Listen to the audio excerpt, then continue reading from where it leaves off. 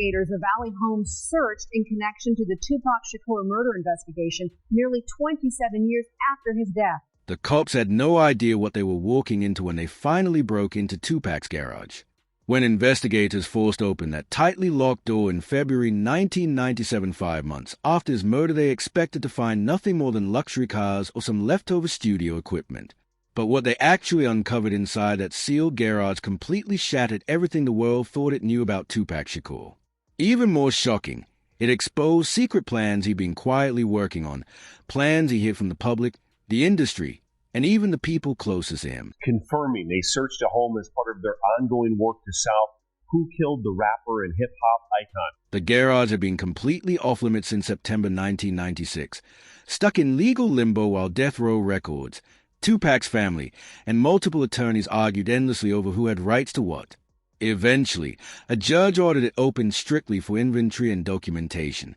But the moment Detective Marcus Hendricks stepped inside with his team, he sensed something was off. This wasn't the cluttered storage space of a typical celebrity. The walls were lined with soundproofing, heavy-duty shelving filled both sides, and every item was neatly arranged with labels and dates, almost like someone was running a serious, highly organized operation. And what sat waiting on the main workbench would completely change everything people believed about Tupac's final months. Telling Bay News Now investigators the search involved Dwayne Davis, also known as Keith D. Davis speaking publicly about the night Tupac died in videos on YouTube and in a book. 3 thick black binders dominated the entire workspace, each one packed with hundreds upon hundreds of pages. The first binder was filled with movie scripts, not roles Tupac had been hired to play, but films he fully intended to direct himself. Inside were detailed production schedules, precise budget breakdowns, casting notes in his own handwriting, and research that showed he'd been studying the film world like someone preparing to launch an entirely new career path. One script, titled Thug Angels, told a powerful story about gang intervention programs, and attached to it were real partnership proposals with non-profits, along with plans for community screenings where every dollar earned from ticket sales would go directly back into youth programs in struggling neighborhoods. Tupac Shakur shot 4 times inside this BMW in this intersection near the Las Vegas Strip in September 1996. He would die from his injuries 6 days later. The second binder hit even harder than the first. Page after page of detailed financial record exposed where Tupac's money was truly going, and it wasn't toward jewelry, cars, or wild parties like the world believed. Bank statements showed consistent monthly payments to bail funds helping young people jailed on minor charges. Receipts documented legal costs he secretly covered for families who couldn't afford proper representation. Wire transfers confirmed he had quietly donated to literacy programs, mentorship groups, and community centers all across California. And none of it was done for publicity, no press releases, no interviews, no credit taken at all. He was simply helping people who needed it most. One $50,000 check was sent to a Watts literacy program just 3 days before he boarded that final flight to Las Vegas. But the third binder held something far bigger, evidence of a plan that could have completely rewired hip-hop history if Tupac had lived long enough to carry it out. Speaking exclusively with paramedics in 2016. We brought the gurney up over, just pulled them out, pulled them out, and that's when, everybody was yelling. Legal paperwork revealed that Tupac had been quietly building an entirely separate record label, completely independent from Death Row. Corporate documents dated August 1996 proved he had already registered the name Machiavelli Records, filed for full trademark protection, and even begun discussions with major distributors capable of releasing his music without Suge Knight's involvement whatsoever. Detailed business plans explained how he wanted to sign young, upcoming artists, mentor them personally, and develop a complete production house with his own engineers, video directors, and writers, something designed to grow long after his own career was finished. The evidence made everything undeniable. Tupac wasn't just thinking about leaving Death Row. He was actively preparing his escape and building the entire foundation to control his future on his own terms. And he says he hopes it'll bring some more closure to the case. I didn't think there'd ever be any more steps taken in this case. The cops kept digging deeper into the garage, and that's when they uncovered the lockbox. It was tucked behind the filing cabinets, heavy steel with a coated lock. After Afeni Shakur's attorney finally provided the combination, they opened it and found a stack of minute EV tapes neatly arranged inside. Each tape had a handwritten date on the front, ranging from July through early September 1996. When detectives played them back at the station, they saw Tupac sitting alone, speaking directly into the camera as if he were keeping a private video diary. And what he revealed on those recordings would haunt everyone who viewed them, because it was clear Tupac sensed something dark and dangerous was closing in on him. Years old. I can tell you exactly why it happened. It's happened because of PVD running his... The video entries revealed a completely different man from the aggressive persona everyone saw in music videos. Tupac spoke softly about being mentally exhausted, feeling boxed in by the image he had created, and knowing deep down that the path he was on couldn't continue without destroying him. He talked about wanting to move to Ghana, start over, and create films about black history without Hollywood interference or industry politics. He mentioned plans to write a book focused on political change and youth activism, something he hoped young people could actually use to empower themselves.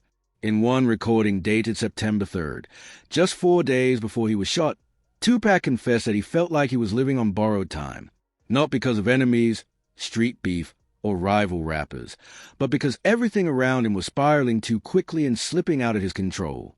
The tapes made it painfully clear that Tupac was trying to escape the persona he'd built. The world saw a fearless outlaw who didn't fear consequences, but privately he was planning a future that looked completely opposite of that image. The contrast was overwhelming, and investigators realized they were watching a man desperate to break free, yet terrified of losing everything he had created. And then, when they noticed a BMW sitting on the hydraulic lift in the back of the garage, everything they'd seen suddenly snapped into a chilling, terrifying focus. We didn't really know it was going to have any historical significance. At that point, it was fixed and then sold to the general public, probably at an auction, something like that. The car was a black BMW 750 Alfie, exact same model Tupac had been riding in the night he was shot in Las Vegas. But this one was spotless, perfectly preserved, and according to the registration paperwork, he had purchased it only 3 weeks before his death. The keys were tucked inside the workbench drawer beside a handwritten note that read, "Exit plan, New York or Ghana. Decide by October." When investigators opened the trunk, they found 2 heavy duffel bags packed with items that instantly made their blood run cold.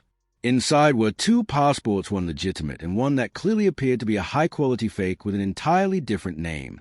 There was $80,000 in cash, vacuum-sealed in plastic, along with international phone cards, and a handwritten list of contacts in Jamaica, Cuba, and several African nations.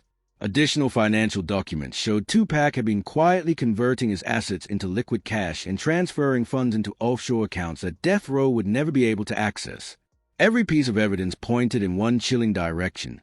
Tupac Shakur had been preparing to vanish, and his BMW was meant to be his escape vehicle. But what investigators discovered hidden beneath the driver's seat raised questions that remain unanswered even decades later. Recently, PVD has written a book and made TV appearances detailing his involvement in Tupac's death. A small leather journal contained entries from the final week before Tupac's shooting.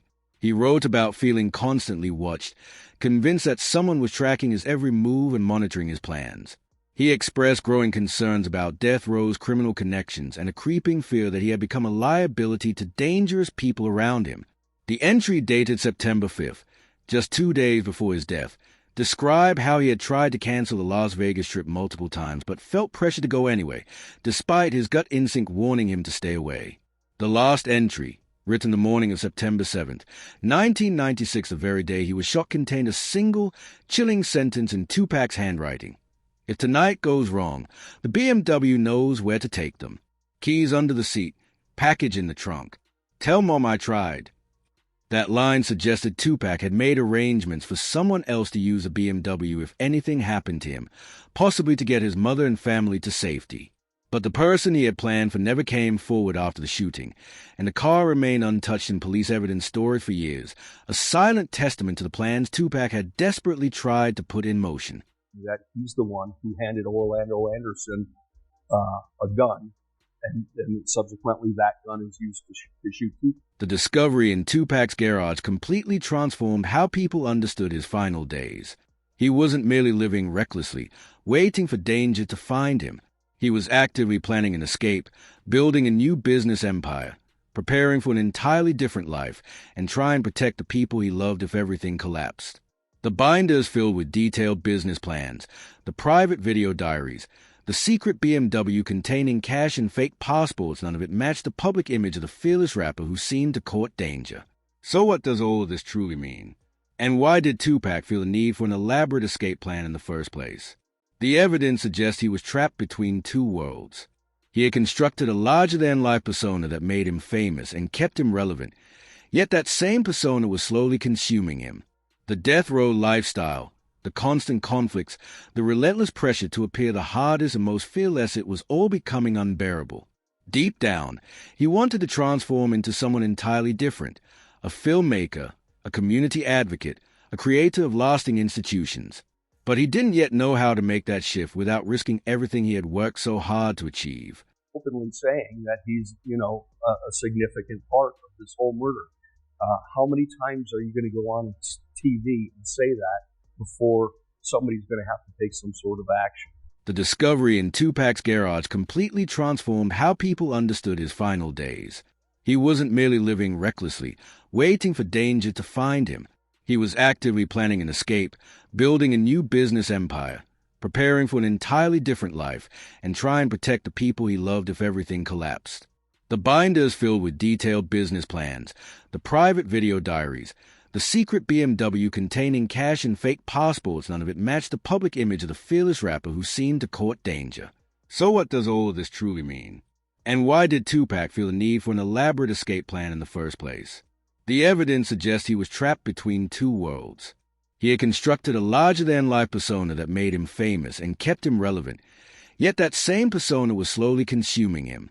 The death row lifestyle, the constant conflicts, the relentless pressure to appear the hardest and most fearless, it was all becoming unbearable. Deep down, he wanted to transform into someone entirely different, a filmmaker, a community advocate, a creator of lasting institutions. But he didn't yet know how to make that shift without risking everything he had worked so hard to achieve. Come up and say, wow, these are the same type of rounds that are in Tupac. Obviously, that kicks things up considerably.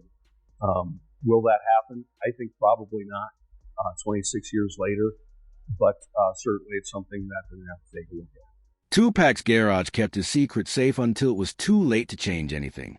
Looking back at everything investigators found inside, you can't help but wonder how hip-hop might have evolved if Tupac had made it to October.